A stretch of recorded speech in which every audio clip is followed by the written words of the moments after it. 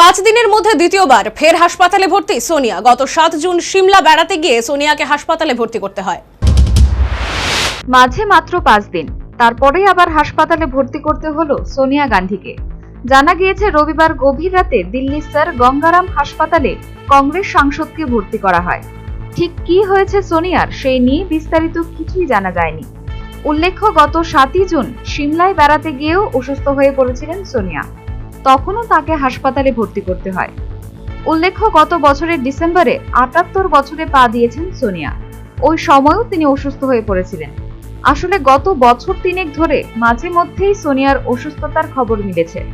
বিভিন্ন শারীরিক সমস্যার চিকিৎসা করাচ্ছেন তিনি। যদিও অসুস্থতার মধ্যেই পরিষদীয় রাজনীতিতে সক্রিয় থাকতে দেখা গিয়েছে তাকে। তবে দলের সংগঠনের বিষয়ে আর সেভাবে এখন মাথা ঘামান না তিনি। বেশ কিছুদিন ধরেই অসুস্থ 78 বছরের সোনিয়া গান্ধী। বিভিন্ন শারীরিক সমস্যার চিকিৎসা করাচ্ছেন তিনি। 2বার কোভিডেও আক্রান্ত হয়েছেন। কোভিড থেকে সেরে উঠলেও নানা শারীরিক জটিলতায় ভুগতে হচ্ছে প্রাক্তন কংগ্রেস সভানেত্রীকে। দিন কয়েক আগেই সিমলায় বেড়াতে গিয়েও হঠাৎ অসুস্থ হয়ে পড়েন প্রাক্তন কংগ্রেস সভানেত্রী। তাকে তড়িঘড়ি সিমলার ইন্দিরা গান্ধী মেডিকেল কলেজ হাসপাতালে ভর্তি করা হয়। সিমলায় মেয়ে প্রিয়াঙ্কা গান্ধীর বাগানবাড়িতে ছুটি কাটানোর পরিকল্পনা ছিল তার।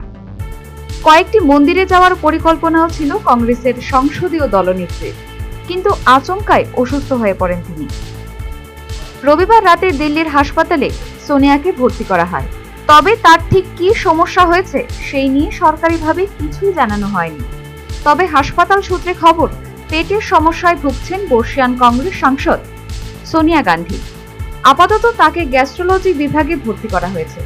চিকিৎসকদের কড়া পর্যবেক্ষণে রাখা হয়েছে সোনিয়াকে। তবে তাকে নিয়ে উদ্বেগের কোনো কারণ নেই বলেই খবর হাসপাতাল সূত্রে। আপাতত সোনিয়ার শারীরিক অবস্থা স্থিতিশীল। National bureau report, news vanguard.